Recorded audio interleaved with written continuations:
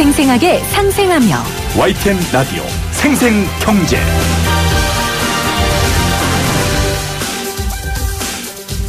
안녕하세요. YTN 라디오 생생경제 김혜민입니다. 스웨덴에서는 노동자가 직장을 잃으면 30일 안에 정부고용지원센터에서 실업자를 위한 개인별 활동 계획을 작성하고요. 6주에 한 번씩 직업 트레이너가 구직 활동 방향을 상담합니다. 실업자가 구직 활동을 하는 동안 지원센터 프로그램 매니저는 기업과 협력해 최근 해고된 노동자들을 위한 일자리 창출 기회를 찾아냅니다. 직장을 잃은 사람들이 좌절하지 않도록, 사회로부터 버림받았다고 느끼지 않도록 정부가 건강하게 일터로 복귀할 수 있도록 도와주는 겁니다. 쌍용자동차 노사가 해고 노동자 119명 전원을 복직시키기로 잠정 합의했습니다. 경제사회노동위는 해고자 복직으로 생기는 회사의 부담을 줄이기 위한 지원 방안을 마련하기로 했고요. 무급휴직자를 상대로 교육과 훈련을 하기로 했습니다. 복직 결정 이후에도 할 일이 많습니다. 복직이 순조롭게 되도록, 그리고 9년간의 공백이 노동자들에게 흠이 안 되도록 회사와 정부에서 잘 도와주시기를 바랍니다. 2018년 9월 14일 YTN 라디오 생생경제 지금 시작합니다.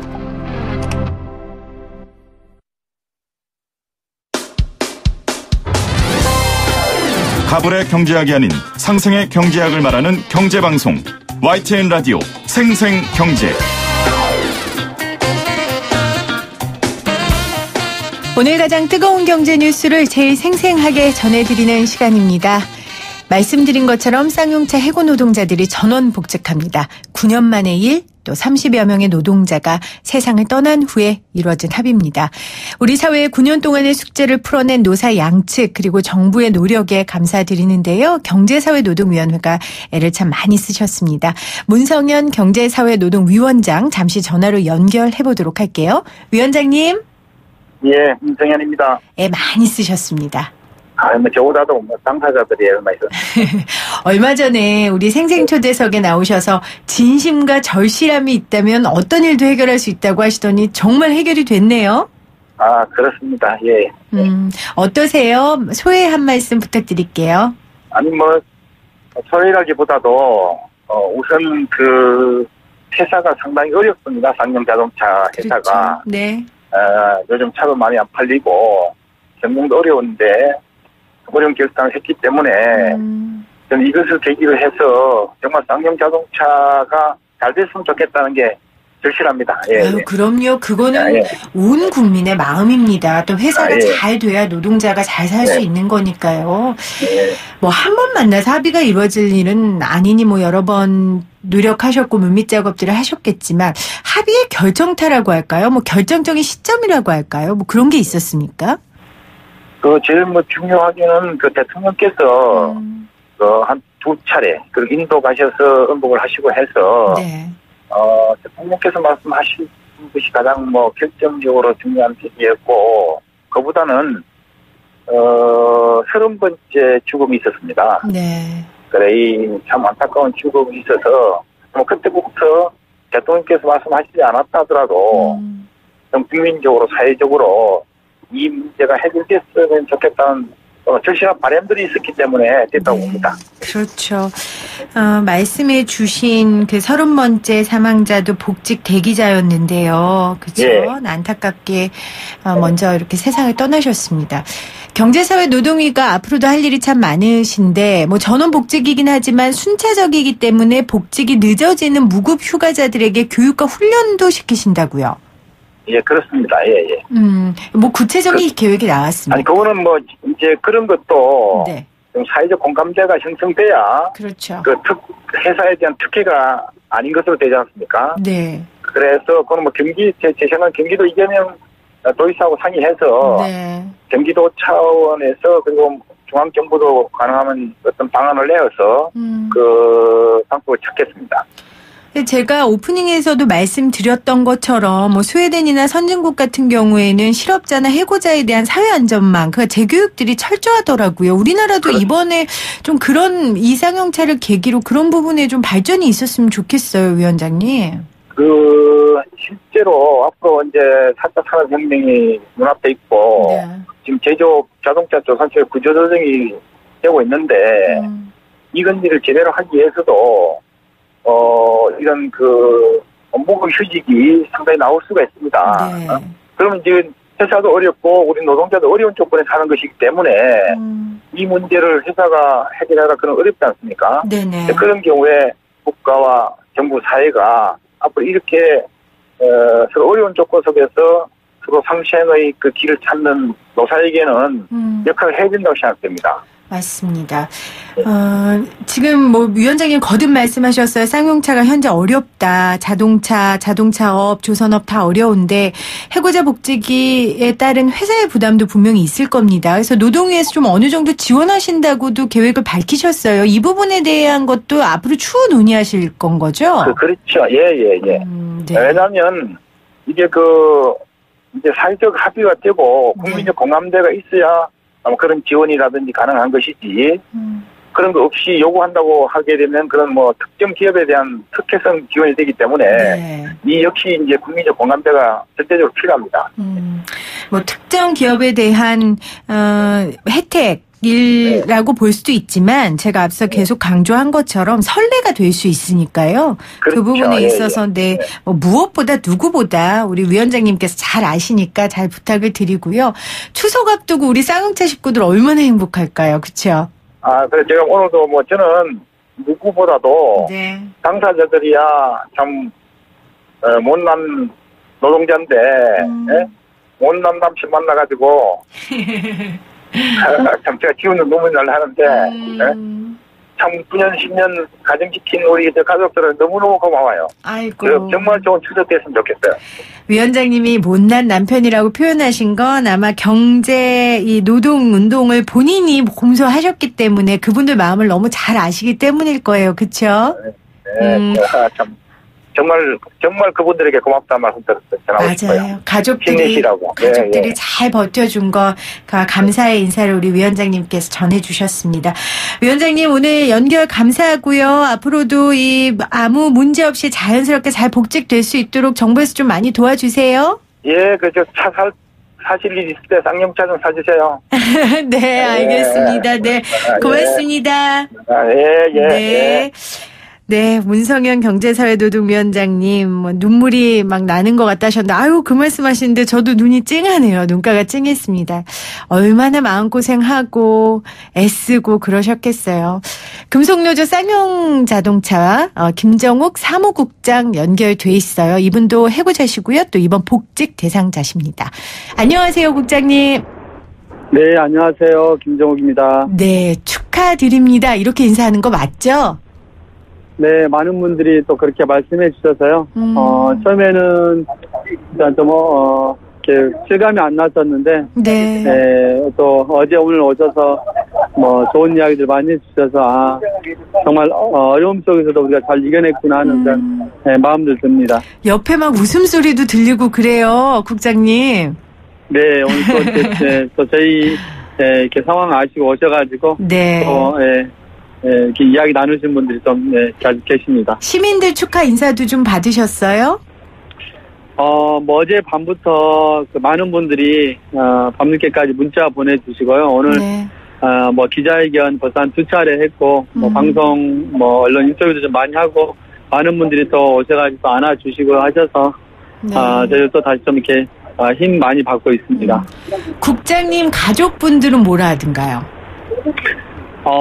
저도 어제 저희 잠정 합의안 나오고 이제 가장 먼저 이제 저희 해고자 조합원들 좀 모여서 총회를 좀 밤늦게 했습니다. 다들 챙겨 나가 계신 분들이 좀 대다수다 보니까 멀리 저 창원에서부터 시작해서 쭉 올라오시다 보니까 어제 총회가 밤 거의 12시 돼가지고 좀 마무리됐어요. 그래서 저도 이제 저희 차한테 또 연락을 좀 조심스럽게 해봤습니다. 그래서 안 그래도 저희 차가 연락을 기다리고 있었던 것 같아요. 밤늦게 자지 않고. 그래서 너무 피곤해서 전화 못할 줄 알았는데 전화 줘서 너무 고맙다고 하고.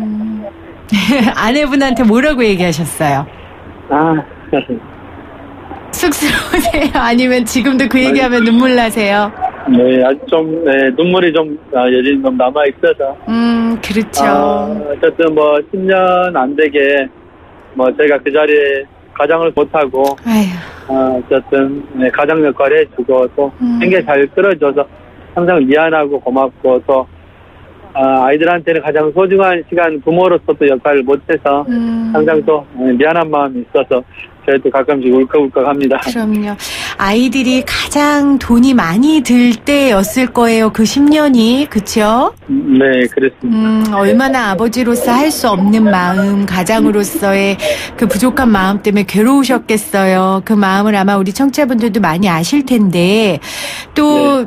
다 완전히 100% 기뻐할 수 없는 게 이제 먼저 떠난 30명의 동료들 때문에 그러실 것 같아요. 혹시 그 먼저 떠난 동료들 가족분들한테도 좀 연락을 해 보셨나요?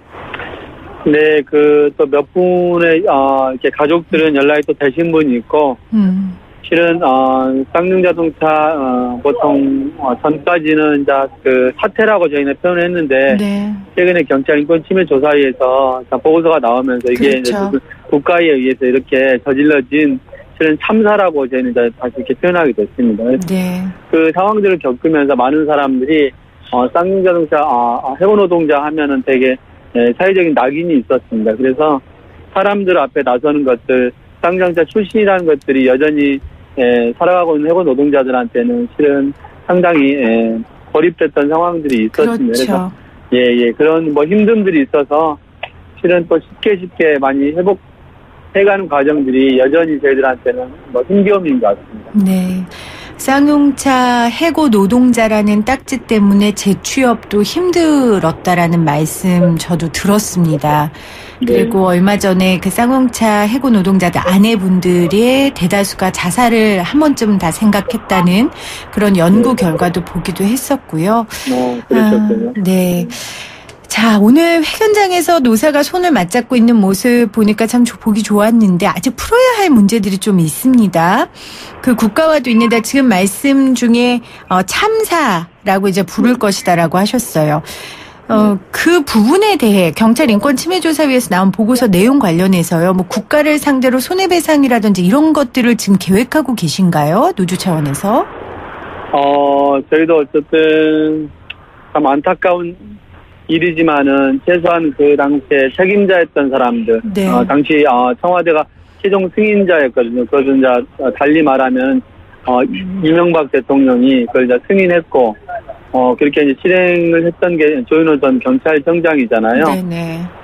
최소한 정말 양심이 있는 분들이라면 좀 사과가 당사자나 돌아가신 분들한테 먼저 고개 숙이고 사과하는 게 가장 중요한 문제라고 저는 생각이 들고, 그럼 모든 것들이 또 용서될 수 있고, 저는 그럴 수 있다고 생각하는데, 여전히 어쨌든 최근에 조윤호 전 경찰청장이 댓글 어쨌든 조작 때문에 또 출두하고 그러면서 자기는 떳떳하게 진압했다고 이제 그런 표현들을 하면서 저희들 더 실은 열받게 하고 화나게 하고 있는데, 참 안타까운 게 이런 사람들에 대해서 잘못된 건 분명하게 죄를 물어야 되잖아요. 네. 근데 안타깝게도 저희가 공소시효가 다 소멸돼 버렸습니다. 네. 네. 그래서 그분들이 더 그냥 당당하게 이야기하는지는 잘 모르겠는데, 저는 이런 잘못된 것들이 버젓이 있다면은 저희는 특검이 됐든 특별법이 됐든 제정을 해서 바로 잡는 게 우리 사회에 네. 가장 중요한 문제이고, 또 잘못된 적폐에 대한 문제들이 있으면 청산을 해가는 것들이 우리 사회에 좀 더 필요한 시점, 또 문재인 정부가 그런 청산을 하기 위해서 네. 또 어쨌든 이렇게 국민의 그런 어떤 이 희망을 안고 또 탄생한 그 정부이기 때문에 꼭 그런 문제에 대해서 좀 관심을 더 가져야 되는 거 아니냐는 생각도 좀 듭니다. 이게 사실 정권의 문제로 프레임의 문제로 비춰질 게 아니라 한 사람의 문제로 이 문제들을 사회에서 풀어가야 되는데요. 이런 부분들이 참 안타까운데 우리 6054님이 아름답고 배부른 소식인 것 같습니다. 모든 노사분들께 진심으로 감사의 말을 전하고 싶습니다. 정말 수고들 하셨습니다 하셨는데 아까 우리 앞서 문성현 위원장도 쌍용차 많이 사주세요 하셨어요. 무엇보다도 우리 다시 돌아가는 노동자 근로자분들께서 쌍용차가 잘 되길 바라실 거 아니에요. 그렇죠? 네, 회사가 그렇습니다. 든든한 울타리가 돼 주셔야 하니까 앞으로 가시면 어떻게 열심히 어떻게 일하실 건지 각오를 좀 들어도 될까요? 그럼요.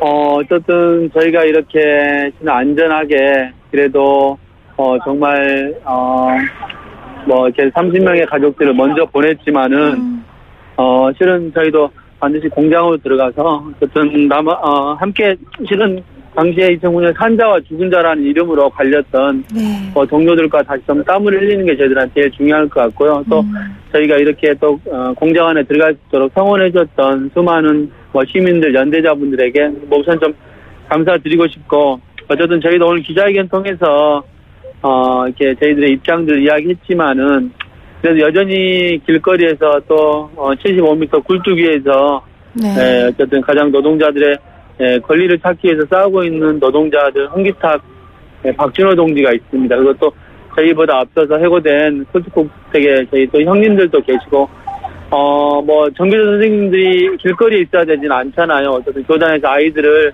가르쳐야 됨에도 여전히 그런 또 이 땅에 좀 잘못된 것들에 대해서 맞서 싸우는 분들이 잘 또 버텨낼 수 있도록 저희들 또 공장 안에 돌아가서라도 좀 응원하고 힘보탤 생각을 좀 가지고 있습니다. 네, 이제 그렇게 그리워하던 일터로 돌아가시니까요. 무엇보다 우리나라 자동차 산업을 위해 우리 노동자들이 애써주시고 또 말씀하신 대로 아직도 길거리에서 싸우고 있는 많은 노동자들을 위해 좋은 선례를 남겨주시기를 부탁드리겠습니다.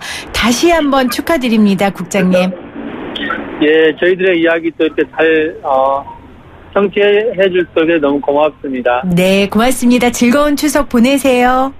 예, 그렇게 하겠습니다. 고맙습니다. 네, 지금까지 금속노조 쌍용자동차 김정욱 사무국장이었습니다.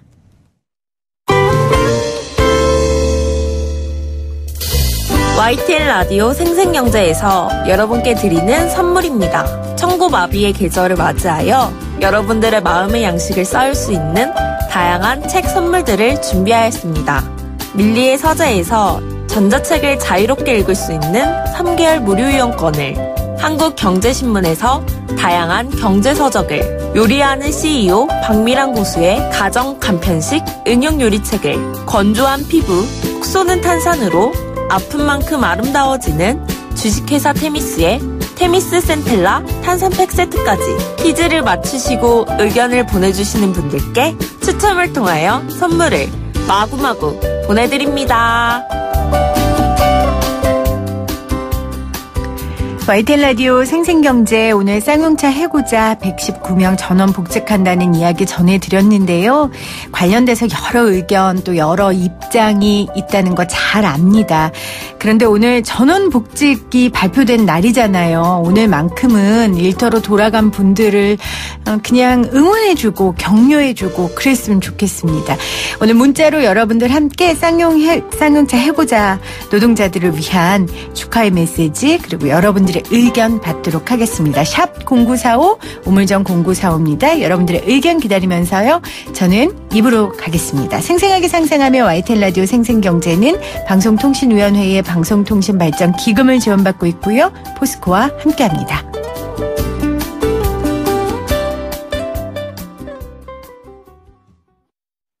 여러분은 지금 경제를 알지 못하는 김혜민 PD가 진행하는 경제 전문 프로그램을 듣고 계십니다. 나만 몰랐던 경제 이야기. 이것도 경제야? 매주 금요일 함께하는 시간입니다. 이것도 경제야. 오랜만에 이렇게 소개할게요. 생생경제의 과외 선생님, 경향신문 박병률 기자 나오셨어요. 안녕하세요, 기자님. 네, 안녕하세요. 네, 어제 부동산 안정방안 저 이거 공부해서 방송하느라 힘들었어요. 네. 네, 칭찬 좀 해주세요. 네, 수고 많이 하셨습니다.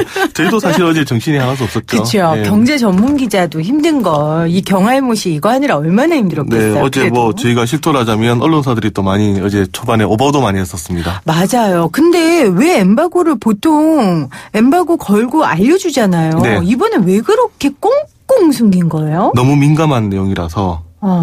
그러니까 보통 이제 기자들한테 한 2시간이라도 일찍 원래 자료를 주고 네. 이게 보도할 수 있는 시간을 주기 위해서 그게 일반적인데 과거에 한번 그때 가상통화 같은 경우에 미리 기자들한테 줬다가 그게 유출이 되는 바람에 많은 분들이 좀 홍역을 겪었습니다. 이번에 부동산 같은 경우도 마찬가지로 물론 이제 기자들의 어떻게 보면 한국 언론들의 소양을 믿긴 하지만 최근에 카카오톡이라든가 이런 것들이 너무 발달하다 보니까 네. 자료들이 저희가 이제 받는 것과 관계 누군가가 유출할 가능성이 점점 커지다 보니까 방법도 너무 다양해지고 네. 유출할 수 있는 손쉽게 네. 그리고 또 부동산은 누구나 관심을 가지고 있는 네. 뭐 기자든 뭐 일반인이든 뭐 하여튼 대한민국 사람이면 모두 다 관심이 있는 사항이다 보니까 이걸 기자들도 먼저 받는 게 부담을 느꼈고요. 아니 근데 전 이해가 안 가는 게요. 예를 들어 뭐 어떤 회사가 상장을 한다든지 네. 뭐 어떤 땅이 뭔가 개발된다든지 이런 거면은 그런 거라 해도 한두 시간 전에 안다고 뭐 할 수 있는 게 없잖아요. 근데 뭐 어제 대책을 그렇게까지 꽁꽁 숨길 이유가 있나요? 그만큼 지금 민감하다라는 얘기인 거죠. 민감하다. 그러니까 네. 괜한 잡음이나 말들이 나오는 걸 사전에 막은 거군요. 네. 그리고 네. 만약에 내가 꼭 뭐 집을 사고 싶었던 사람이 뭐 몇 명이나 될지 모르겠습니다만 네. 한 몇 시간 전이라도 정보를 얻는다면 또 뭐 무리해서 살 수도 있고요. 만약 그게 또 사게 되면 또 여러 가지 또 시장에서 또 말들이 많이 나올 수가 있고 네. 특히 요즘 보면 부동산 카페들이 아주 일반화되는데 어제 같은 경우는 부동산 카페들 뭐 다운도 되고 막 네. 예, 뭐 몇백만 뷰 이런 얘기가 나오더라고요. 그렇군요. 그런데 만약에 자료가 다만 몇 분이라도 먼저 올라가 버리게 되면 네. 엄청난 파문이 벌어지기 때문에 어제는 발표하는 사람들도 그렇고 그걸 받아서 보도하는 기자들도 부담스러웠는데 네. 그러다 보니까 초반에 또 오보들이 또 많이 나오는 맞아요. 그런 역작용들이 나서 오히려 더 시장을 좀 교란시킨 측면도 있는 것 같습니다. 그 9억에서 6억으로 확장된다는 거 네. 그것도 오보였었고 네. 또 과표 기준 3억에서 6억 사이를 신설한다는 건데 이 종부세 과표 기준인데 또 이제 일부에서는 이게 공시가격으로 또 생각하는 바람에 네. 엄청나게 큰 차이가 나는 거죠. 어떤 사람들은 정말 가슴을 몇 번을 쓸어내렸겠네요. 네. 네, 그렇군요. 자, 그러면 이제 효과가 있을까가 관건이에요. 우리 경제 전문 기자 과외 선생님, 경향신문 박병일 네. 기자는 어떻게 평가하십니까? 사실 이런 대책이 나오면 상당히 평가하기가 힘듭니다. 이걸 뭐 저희가 전지전능한 신도 아니고 설마 신이라도 판단하기 어려울 것 같은데 어제 전체적인 대책을 보면 일단 실수요자랑 그리고 1주택자까지는 크게 영향을 안 받고요. 다주택자에 대해서 일단 집중을 했는데 네. 정책만 보면 그동안 이제 다주택자 그중에서 특히 이제 투기를 하는 분들에 대해서 조금 더 어떤 부담을 더 줘야 되지 않겠나라는 지적이 있었기 때문에 그런 부분으로 보면 어쨌든 타겟팅을 잘했다라고 볼 수가 있습니다만 문제는 부동산 시장이라는 게 그렇게 단순하지가 않습니다. 이 실수요자도 있고 가수요자도 있고 뭐 네. 투기 세력도 있고 이것들이 다 합쳐가지고 부동산 시장이 되다 보니까 뜻하지 않는 풍선 효과가 일어날 가능성도 얼마든지 크고요. 네. 좀 지켜봐야 되겠죠. 그리고 또 하나는 이 대책에 따른 것도 있지만 실제로 지금 시장에 가보면 야 그래도 집값이 좀 너무 오른 것 아니야? 라는 지금 의견도 또 분명히 또 존재를 합니다. 집값이 오른 사람들도 불안해한대요. 네, 너무 눈 뜨고 맞습니다. 나면 막 너무 오르니까. 예. 그리고 또 하나는 또 지방과 서울 간의 또 집값 차도 많이 났기 때문에 이 대책에 의해서 부동산 가격이 또 달라질 수 있습니다만 네. 이게 또 어떤 하나의 또 트리거 작용을 해서 다른 쪽으로 또 우리가 예상치 못한 일들이 뭐 예컨대 투기 세력이 갑자기 지방에 투자를 한다. 그럼 또 지방 가격이 오를 수가 있고요. 네. 실제로 제가 어제 조사를 해보니까 몇 군데 지방에 한두 군데 지금 갑자기 집값이 폭등한다 하는 곳들이 지금 있습니다. 그러면 만약에 뭐 서울은 너무 올랐으니까 우리가 지방으로 가겠다. 뭐 이런 분들이 생기면 이 대책이 계기가 되긴 합니다만 직접적인 계기가 아니라 또 돈의 흐름에 따라 가지고 네. 달라질 수가 있고요. 또 보면 어제 또 지금 금리 인상 얘기가 또 나오기 시작하는데 그렇죠. 또 이런 후속 대책이 어떻게 나오느냐에 따라 다르기 때문에 어떻게 될 거냐라고 사실 전망하는 건 되게 어려운 일이죠.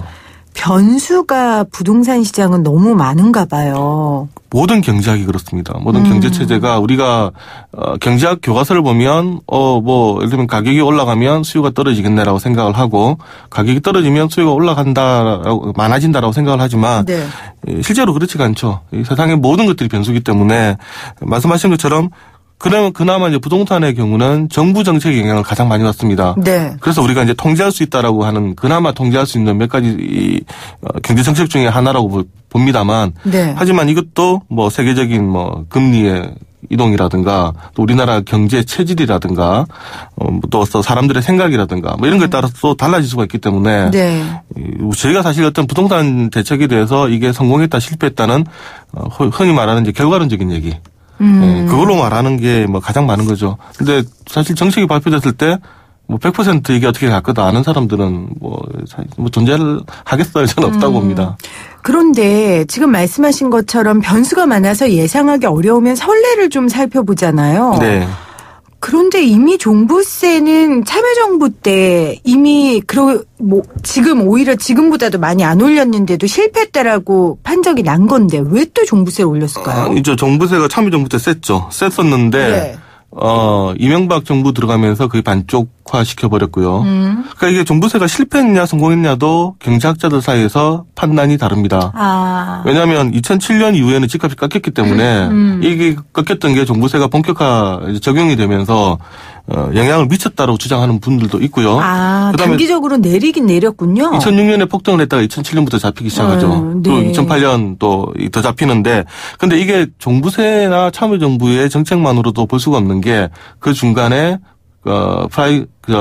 미국의 금융위기가 그러니까 그 미국의 부동산 폭등이라는 또 큰 사태가 왔기 때문에 이 부동산이 보면 2011년, 12년 이때는 서울 집값이 다 폭락을 했거든요. 네. 뭐 어떤 데는 뭐 폭락이라 말할 수 있을 테고 어떤 데는 또 약간 좀 떨어졌는데 그렇게 정책 위에도 다른 변수들이 많았기 때문에 이걸 단편적으로 당시에 참여정부의 정책이 성공했다 실패했다 말하기는 어렵고요. 다만 그때 당시에도 올해랑 유사하다로 하는 게 네. 부동산 폭등의 조짐이 있음에도 불구하고 정부가 경기 부양에 유혹을 이겨내지 못하고 처음에 그 세게 잡았던 정책을 완화시켰던 측면이 있습니다. 종부세도 처음에는 되게 세게 했다가 야 경기가 안 좋은데 지금 자영업자 어렵고 고용 주는데 이렇게 하면 되겠냐라는 지금 우리 상황이랑 똑같은데요? 똑같습니다. 재경부가 그런 주장을 했었고요. 그러면서 또 한은도 금리 인상 못한다 그래서 저금리로 갔다가 폭등을 한 게 2006년이었고요. 네. 그리고 나서 이제 2006년 이후에 각종 대책들이 나오면서 이제 작게 들어가는데 쉽게 잡지는 못하죠. 그리고 또 정권이 바뀌면서 네, 정권도 바뀌고 그리고 특히 갑자기 단어 생각이 안 나는데요.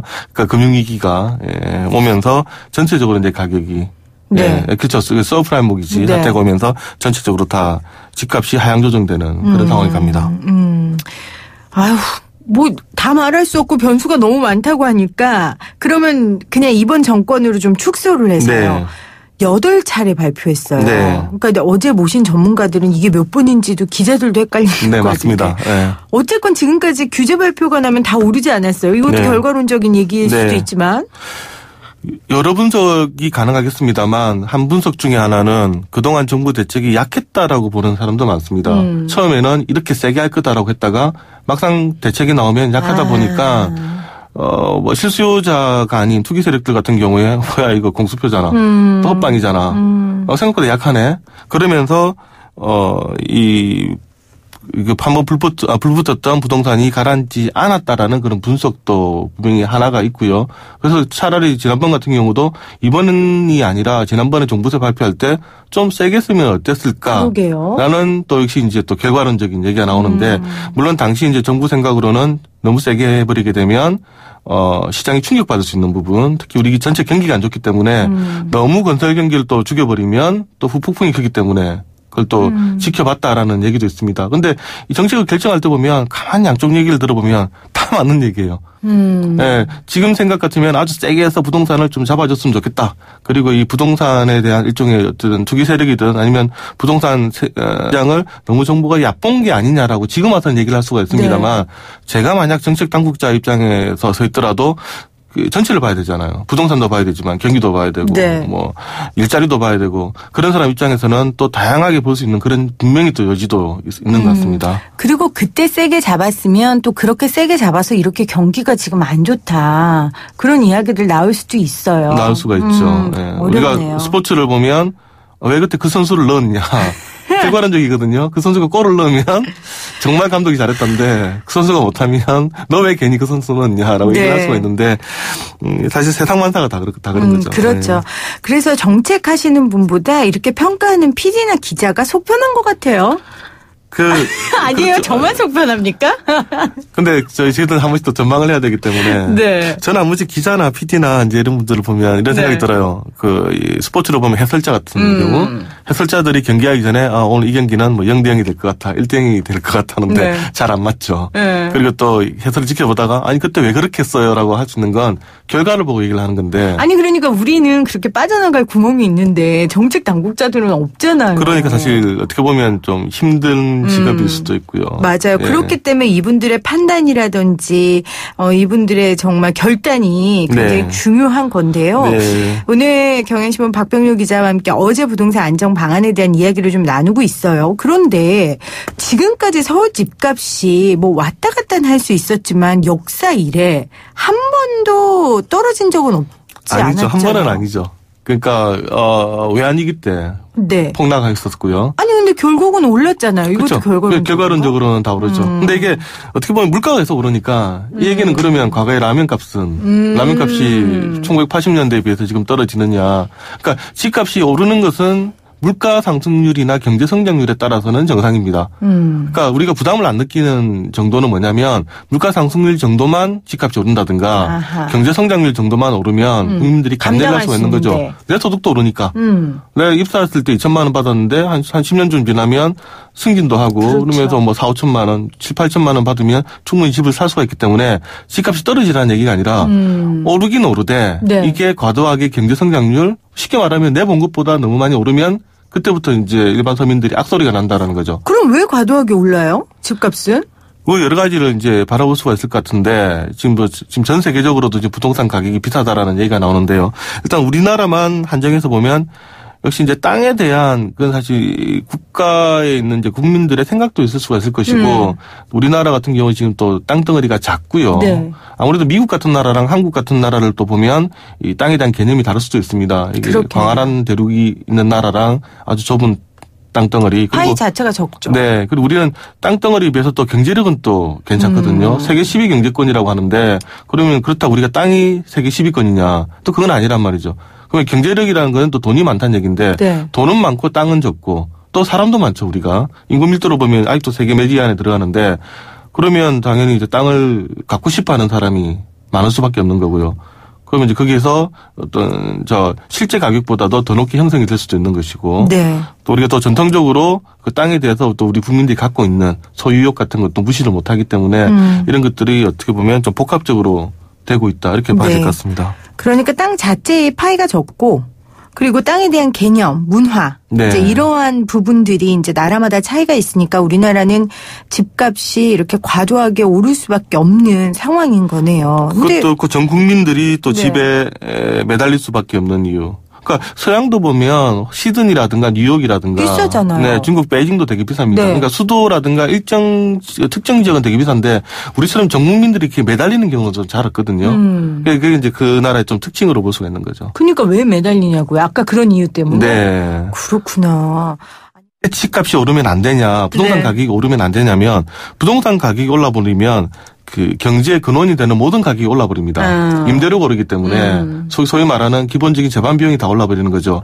그러면 다른 부분의 생산성이 저해가 될 가능성이 큽니다. 땅값이 그만큼 올라가기 때문에. 그렇죠. 또 땅값이 다 올라가 버리면 가장 쉬운 게 농업을 지키기가 어렵거든요. 농사를 지키기가 어렵게 되고 그리고 또 서울같이 땅값이 많이 올라가면서 사람이 많다. 이러면 여기에 또 우리가 쓰지 않아야 될 또 사회적 비용이 생깁니다. 그러니까 국가 전체적으로 보면 이 부동산 가격을 얼마에 우리가 맞추는 게 예를 들면 생산 활동도 도와지고 노동에 대한 욕구도 떨어뜨리지 않고 다 같이 봐야 되는 거거든요. 그렇네요. 그게 이제 가장 딱 맞을 때가 어떻게 보면 가장 효율적인 거고 그 국가에 가장 맞는 부동산 가격인데 지금 현재 부동산 가격 특히 이제 서울 부동산 가격이 정상이냐 아니냐는 사실 그런 관념에서 모두 이제 봐야 되는 거죠. 그러니까 집값이 오르면 재반 비용이 오르고 그러면 따라서 생산성도 떨어지고 쓸데없는 사회적 비용이 늘어난다. 그렇죠. 그런 측면에서 지금 서울의 집값은 비정상이죠. 이제 많은 분들이 이제 판단하기에 따라 달린 건데 우리가 생각할 때 어떻게 예를 들면 강남도 아닌 다른 외곽집이 보통 10억 다 넘고 내가 지금 한 달에 버는 게 얼마인데 이렇게 계산을 해보고 부담스럽다고 생각한다면 그건 분명히 과열이 되는 거죠. 그래도 좋아하실걸요? 집값이 오르면. 그 당사자들은? 근데 그것도 요즘 보면 근데 과거처럼 집값이 오른돼가지고 웨스 이펙트 그러니까 부의 효과가 별로 저는 과거처럼 나진 않는다 싶은 게 예전에는 집값이 오르면 약간 소비도 살아나고 괜히 내가 좀 부자가 된 것 같으니까 한턱 낼게 이런 게 있었는데 최근은 좀 약한 것 같습니다. 그리고 이런 것도 있는 것 같아요. 집값이 오르면 그 집을 팔고 차익으로 조금 뭐 빚도 갚고 네. 돈도 쓰고 그리고 이제 조금 덜 비싼 집으로 갈 수 있는데 이렇게 전체적으로 집값이 막 미친 집값으로 폭등을 하면 그렇죠. 그럴 수도 없잖아요. 그러니까 그냥 기분만 네. 좋은 거죠. 기분만 좋고 또 지금 가장 큰 문제가 뭐냐면 집을 산 분도 대부분 다 빚을 끼고 있다라는 거. 그렇죠. 실수요자들이. 네. 만약에 뭐 서울에서 내가 6억짜리 집을 샀다. 6억 내 돈으로 다 안 되거든요. 그러면 2, 3억 정도 빌렸다. 네. LTV 50%면 3억이잖아요. 3억을 빌려놓으면 이거 갚으려고 하면 상당히 쪼아야 되는 거죠. 네, 먹을 거 좀 아껴야 되고 이걸 2, 30년을 가야 되는데 그렇죠. 그러니까 집값이 오르는 건 좋은데 현실적으로는 또 계속 갚아 나가야 되고 금리도 오를 수도 있고. 네. 맞아요. 그런 부분을 생각하면 흥이 그렇게 나진 않는 거죠. 현실적으로 내가 쪼달리니까. 그리고 이제 어제 저희 전문가 중에 김인만 부동산 소장도 이제 시장에 계신 분인데도 네. 그 얘기를 하는 거예요. 세금 많이 내는 거 나도 싫다. 그리고 본인이 부동산 하는 사람이니까 집값 오르면 좋지만 사회 전반적으로 이게 건강하지 않기 때문에 결국 나한테도 피해가 돌아온다. 그 말이 맞는 거죠. 그렇죠. 건강한 시민의 네. 건강한 생각이고요. 되게 재밌는 얘기가 하나가 뭐냐면 최근에 보면 지방 공공기관들이 그러니까 공공기관들이 지방으로 많이 이전을 했죠. 여기에 되게 많이 명함이 헷갈리는데 일부 분들은 서울에 집을 남겨놓고 간 분들이 있고요. 또 상당수 분들은 지방에서 마련해준 혁신도시에 들어간 분들이 있습니다. 근데 이게 같은 회사에서 같은 일을 하면서 같은 봉급을 받는데 서울에서 요지에 내 집을 안 팔고 남았던 분들은 예컨대 집값이 한 13억, 15억이 돼버리고 지방에 내려가서 혁신도시에 들어간 분들은 뭐 예를 들면 집이 한 3억 뭐 이렇게 돼버리면 자산 차이가 10억 정도 벌어지는 거죠. 근데 이게 이 사람들이 생각할 때 그 한순간의 판단에 의해서 내가 옆에 같이 일하는 동료랑 비교를 했을 때 자산 차이가 이렇게까지 벌어져 버리게 되면 네. 이 여러 가지 이제 문제들이 생기는 거죠. 그럼요. 아유. 그럼 이거는 자신의 능력에 따라서 어떤 재산이라든가 부가 증식이 되는 게 아니라 딱 한 번에 또 운에 따라서.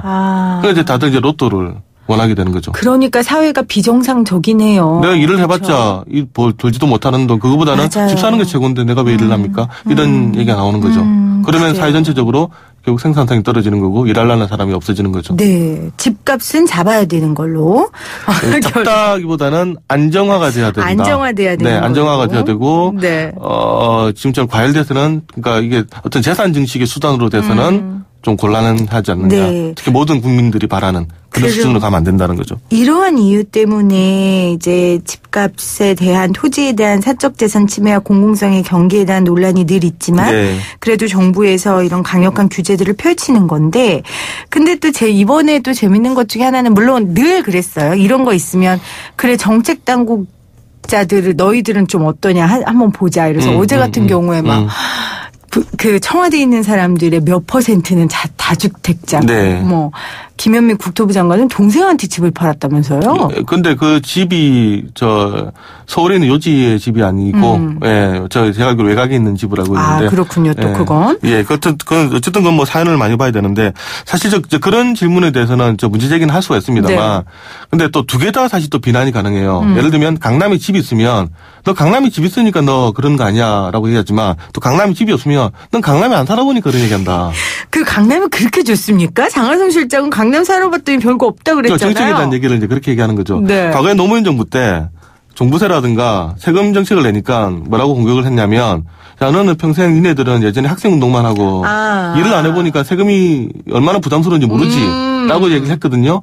근데 만약에 자기가 또 소득이 많은 사람들이 또 예를 들면 하면 야 니는 소득을 많이 받으니까 부담이 안 들었겠지. 그러니까 사실 정책이 미워서 공격하는 사람들은 뭐든지 이유가 다 있습니다. 그렇겠네요. 근데 그게 중요한 게 아니라 정말로 이 사람이 자기 사적 이익을 가지고 하느냐. 역으로 말씀드려가지고 내가 강남에 사는데 강남에 대해서 강력한 규제를 내는 것은 자기에 대한 어떻게 보면 그렇죠. 자기 마이너스가 되는 일이니까 저는 그건 비난하기 어렵다 보거든요. 근데 내가 강남에 살면서 강남을 위한 정책을 냈다. 네. 이건 자기 또 사적 이익을 한 부분이 있으니까 오히려 그런 분들이 저는 공격을 또 당할 수도 있지 않느냐. 그건 이제 바라보기에 따라 다른 거죠. 내가 네. 강남에 집 있는 분임에도 불구하고 센 종부세 대책을 냈다. 그럼 나도 더 내게 돼 있거든요. 그러면 장하성 실장이 강남 살아봤는데 별거 없더라라는 말을 하려면 장하성 실장이 강남 말고 다른 지역으로 가면 이 말이 괜찮습니까? 딴 집 가면 강남 사람들이 뭐라고 얘기하겠어요. 자기는 강남도 못 들어오니까 저런 얘기하지. 아니 그러니까 강남 살다가 다른 지역으로 가는 거죠. 외곽으로. 네. 외곽에서 살아보니까 여기가 훨씬 좋아요. 그럼 이러겠죠. 아이들 다 키웠으니까 지금 그런 말 하지. 얘기 다 할 수 있죠. 근데 저는 그 부분보다도 장하성 실장이 그때 문제는 뭐냐면 이런 발언들 강남에 살아봤더니 별거 없더라 이런 발언을 하게 되면 네. 기분 나쁘죠 국민들이. 별거 없지 않아요? 그건 알 수는 없는데 네. 이런 식으로 말을 하게 되면 그러니까 정책 당국자가 나가서 조금 더 그 경제학적으로 설명을 하고 낮은 자세에서 국민들을 설득을 해야 되는데 내가 살아봤더니 별거 없는 것 같아 이런 식으로 해버리면 받아들이는 국민들이 이거 뭐 비아냥도 아니고 이게 되게 저는 사실 이런 부분에서 조금 그 당국자들이 좀 발언을 좀 조심해야 되는 거 아니냐. 그러게요. 그러니까 공감과 감성이 가끔 떨어지는 이야기들을 하실 때면 저도 좀 뜨악할 때가 있는데. 바로 그런 부분이죠. 실제 강남 살면 별거 있잖아요. 지금 제반시설이 얼마나 많아요, 강남에. 그렇죠. 저도 제 처음 서울 왔을 때 한때 전세로 살았었는데. 부자셨네요. 네, 아니요. 그때 되게 싸게 빌라에 살았었는데. 경향신문 기자가 강남에 산다 그러면 또 욕하는 사람들이 있는데 그것도 웃기는 거예요, 좀. 하여튼 저는 그때 전세였으니까. 전세를. 어쨌든 지금은 안 산다는 게 중요해요. 근데 저는 강남에 산다고 주장했는데 강남 사는 분은 그게 강남이 아니야라고 했던 그런 강남입니다만. 네. 근데 말씀드린 것처럼 사실 강남이 사회 전반적으로 누리는 게 되게 많죠. 살아보면 문화시설 많고 당장 지하철만 하더라도 곳곳에 있고요. 또 강남 쪽은 보면 밤늦게까지 다니는 버스도 되게 많습니다. 네. 그래서 새벽 1시, 2시까지 다니면서 제가 거기 살 때는 걱정을 해본 적이 없으니까. 그러니까 이 강남에 대해서 왜 가격 보유세라든가 비싸게 받아야 되느냐. 이제 이 주장을 이제 정당화하는 쪽의 주장은 뭐냐면 강남 쪽에 살면 충분히 사회적 기반 시설을 누리고 있지 않느냐. 그러니까 재산세라는 게 내가 이 지역에 살면서 어떤 누리고 있는 그 혜택에 대해서 거기 내가 이제 보상을 하는 그런 차원에서 본다면 네. 제가 지금 정확한 숫자는 기억이 안 납니다만 강북과 강남의 지하철 개수를 예전에 몇 개가 있는가 분석한 게 있었거든요. 차이 나죠. 많이 나죠. 그리고 지하철 노선만 하더라도 강남은 곳곳에 5호선, 9호선, 7호선 제가 다 기억 못할 정도로 신분당선 다 들어가지만 강북 같은 데 가면 한두 개 노선밖에 안 들어간단 말이죠. 그러면 이렇게 가면 이미 같은 나라에 살면서 사회적 기반을 이용하는 게 다른데 그럼 네. 더 많은 돈을 내야 되지 않느냐라는 주장하는 분들도 있고 또 특히 초기에 강남이 만들어질 때 강남 개발할 때 그럼 이 세금 누가 냈느냐. 강북이든 지방이든 그래서 그것도 세금으로 만든 거 아니냐. 그러니까 조금 더 페이를 해라라고 예컨대 이제 강남의 보유세 강화를 주장하시는 분들은 또 주장을 하는 겁니다. 네. 그러면요. 이제 이렇게 규제들이 들어가면 언젠가는 집값이 내릴까요? 아니면은 사실 홍콩이나 일본 같은 경우에는 집값이 우리보다 비싸도 그냥 그건 그들의 이야기다 하고 일반 서민들은 집값에 대해 예민하지 않잖아요. 이렇게 될까요? 전망, 그 어려운 전망 한번 해보시죠. 저희 이제 그 경제를 하는 분들의 얘기는 이런 규제로 인해서 이제 가격이 잡힐 거다라고 사실 많이 보진 않습니다. 결국 집값은 그 나라의 경제력과 비례하는 것 아니냐. 또 하나 인구 구조라. 그러니까 거시적으로 보면 한국 경제가 잘 나가서 우리의 이제 소득 수준이 계속 높아지면 집값은 올라갈 수밖에 없을 것이고요. 또 하나는 인구 구조 문제도 있죠. 계속해서 이제 지금 속도로 인구가 줄어들게 되면 당연히 지금 서울에 있는 집을 받아줄 다음 세대가 없습니다. 그렇네요. 그러면 집값이 아마 올라간다 하더라도 한계가 있을 것이고 우리가 지금 계속 말하는 몇 군데 강세 지역을 제외하고 나면 그 집값이 떨어질 수밖에 없지 않느냐라는 합리적인 우리가 의심을 할 수가 있는 거죠. 그러니까 그런 거시경제를 일단 먼저 봐야 되는 게 맞는 것 같고요. 그리고 거기에 따라서 국민들의 시각도 바뀌겠죠. 예를 들면 천지에 집이 남아도는데 그럼 내가 왜 굳이 내가 저기 깔고 앉아?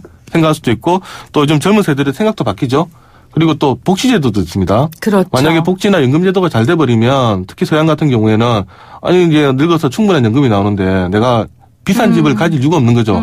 지금 우리가 비싼 집을 가져야 되는 이유가 노후를 생각하기 때문에 내 나중에 지금 복지가 안 좋다 보니 집 한 채라도 있어야 근데 뭐 앉아가지고 이걸 연금을 받을 수도 있고 네. 또 우리 애들한테 뭐 나눠줄 수도 있고 생각하지만 이게 복지가 잘 되어서 충분한 연금이 나오고 아이들도 뭐 수당도 많이 받고 이래서 그런 게 필요 없다. 대학 가는데 등록금 정부가 다 대준다. 그럼 내가 굳이 돈을 가지고 쓸 필요가 없는 거죠. 그럼 이 비싼 집을 내가 왜 깔고 앉아있어? 그렇죠. 이 생각이 바뀔 수도 있기 때문에 그래서 이게 지금 2018년 지금 현재로 봤을 때는 우리가 이런 생각을 갖고 있습니다만 10년 뒤에는 우리가 어떤 생각을 갖고 있을지는 정말 예측하기 어렵습니다. 그럼 우리 10년 뒤에 다시 얘기해봐요. 알겠습니다. 네, 지금까지 경향신문 박병률 기자 함께했습니다. 고맙습니다. 네, 감사합니다. 4958님, 제가 쌍용차 타서 더 반가운 소식입니다. 이렇게 문자 보내주셨습니다. 오늘도 함께해 주신 애청자분들 감사드리고요. 저는 월요일 3시 10분에 다시 오도록 하겠습니다. 여러분 고맙습니다.